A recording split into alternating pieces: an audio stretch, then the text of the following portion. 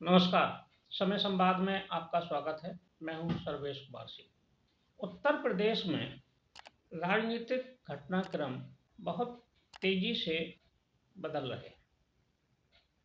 अभी पिछले दिनों इंडिया गठबंधन के दो दलों के बीच भारी उठापटक और वाद विवाद सामने आया, समाजवादी पार्टी और कांग्रेस के बीच। अब राजग के घटक दलों के बीच भी कुछ ऐसा ही देखने में आ रहा है। प्रमुख रूप से ये मुद्दा तब गरमाया है जब बहुत लंबे समय से इंतजार करते करते सुहेल देव भारतीय समाज पार्टी सुभासपा के अध्यक्ष ओम प्रकाश राजभर को अभी तक मंत्री नहीं बनाया गया है। वो बहुत लंबे समय से प्रतीक्षा में है। उनको कहा जाता है कि आश्वासन मिला हुआ है कि उनको मंत्री बनाया जाएगा, लेकिन मंत्रिमंडल के शपथ की तारीख तय नहीं हो पा रही। इसको लेकर ओम प्रकाश राजभर का जैसा स्वभाव है उसके अनुरूप ही उनकी बेचैनी बढ़ती जा रही है, और जब उनकी बेचैनी बढ़ती है तो वो बोलते भी हैं। अब वो इधर उनके सुर कुछ बदले हुए नजर आ रहे हैं, क्योंकि पहले ये कहा गया था कि अक्टूबर तक विस्तार हो जाएगा, फिर ये हुआ कि दीपावली से एक दो दिन पहले विस्तार हो जाएगा, नवंबर में, नहीं हुआ। तो अब उनके सुर में बदलाव नजर आ रहा है, और कभी ऐसा भी लगता है, और ये भी चर्चा आई सामने, कि ओम प्रकाश राजभर राजग का साथ छोड़ देंगे और इंडिया गठबंधन का हिस्सा बने।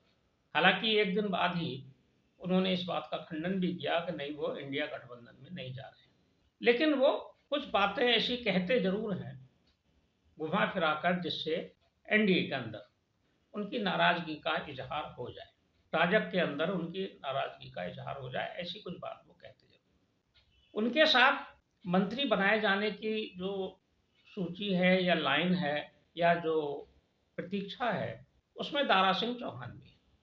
ये दारा सिंह चौहान वही हैं जो पिछले दिनों समाजवादी पार्टी छोड़कर भारतीय जनता पार्टी में शामिल हुए थे, और उन्होंने घोसी विधानसभा से इस्तीफा दे दिया था, विधानसभा सीट से। वहां उपचुनाव हुआ, भारतीय जनता पार्टी के प्रत्याशी के रूप में चुनाव लड़ा, लेकिन वो चुनाव हार गए। अब वो भी इस उम्मीद में है, पहले तो ये था कि वो विधायक बन के आएंगे और शपथ हो जाएगी, मंत्री बन जाएंगे, लेकिन वो चुनाव ही हार गए। लेकिन उनकी उम्मीद ये बनी रही कि उनको मंत्री बनाया जाएगा, लेकिन मंत्रिमंडल का कि कोई सुगबुगाहट या कोई संभावना अभी नजर नहीं आ रही। दिल्ली में बैठक हुई, योगी आदित्यनाथ जी मुख्यमंत्री वहां गए, प्रदेश अध्यक्ष भूपेंद्र चौधरी भी थे, डिप्टी सीएम दोनों वहां उपस्थित थे, अमित शाह जी ने बैठक ली। बताया जाता है कि उस बैठक में यह तय हुआ कि मंत्रिमंडल का विस्तार किया जाए, लेकिन अभी मंत्रिमंडल का विस्तार नहीं हुआ। हालांकि ये बात सूत्रों से ही पता चली कि वहां मंत्रिमंडल के विस्तार की बात हुई भी थी कि नहीं हुई थी, इसकी कोई पुष्टि नहीं है। लेकिन मंत्रिमंडल का विस्तार अभी हाल फिलहाल में होता नजर नहीं आ रहा है, और ओम प्रकाश राजभर की बेचैनी इतनी ज्यादा बढ़ गई है कि अब मीडिया में तमाम तरह की चर्चाएं उनके बारे में होने लगी। अब ये चर्चा भी होने लगी है कि वो किसी भी समय राजग का साथ छोड़ देंगे, लेकिन सच्चाई क्या है ये तो वही जाने। सबसे बड़ा सवाल ये है कि ये जो घटनाक्रम है राजग के अंदर का, इसका अगले लोकसभा चुनाव पर क्या असर होने जा रहा है, ये महत्वपूर्ण है। क्योंकि ओम प्रकाश राजभर एक जाति विशेष के नेता है, और उनकी जाति राजभर पूर्वांचल के कई जिलों में प्रभाव रखती है, ये सही बात है। कम से कम 4 से 5 लोकसभा क्षेत्रों में उनका प्रभाव है। तो ऐसी स्थिति में ओम प्रकाश राजभर की नाराजगी का क्या असर होगा, ये देखने वाली बात होगी। हालांकि जिस घोसी चुनाव को भारतीय जनता पार्टी हारी, वहां भी राजभर पर्याप्त संख्या में है, लेकिन उसके बावजूद घोसी का चुनाव भारतीय जनता पार्टी नहीं जीत पाई।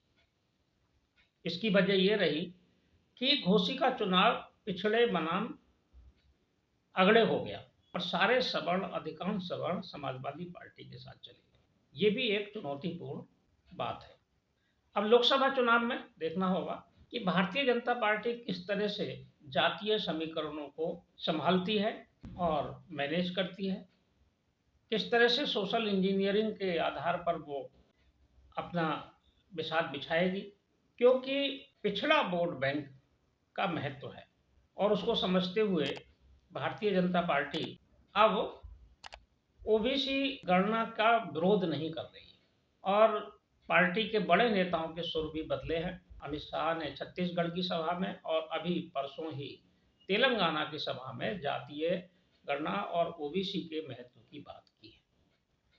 तो ये जो उत्तर प्रदेश का नया घटनाक्रम है, ये उत्तर प्रदेश के पूर्वांचल के लिए ज़्यादा महत्वपूर्ण है। भारतीय जनता पार्टी कैसे उसको मैनेज करेगी, ये देखने वाली बात है।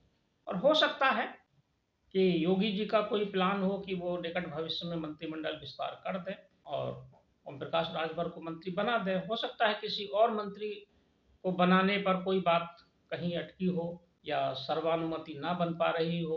तो ये कई कारण हो सकते हैं, लेकिन समाधान पार्टी जल्दी ही निकालेगी और कुछ ना कुछ इसका हल होगा, ताकि भारतीय जनता पार्टी आने वाले चुनाव में इस पूर्वांचल की जो ये क्षेत्र है उसमें किसी तरह का नुकसान ना हो, इसकी भरपाई और उसको ठीक से मैनेज कर पाए।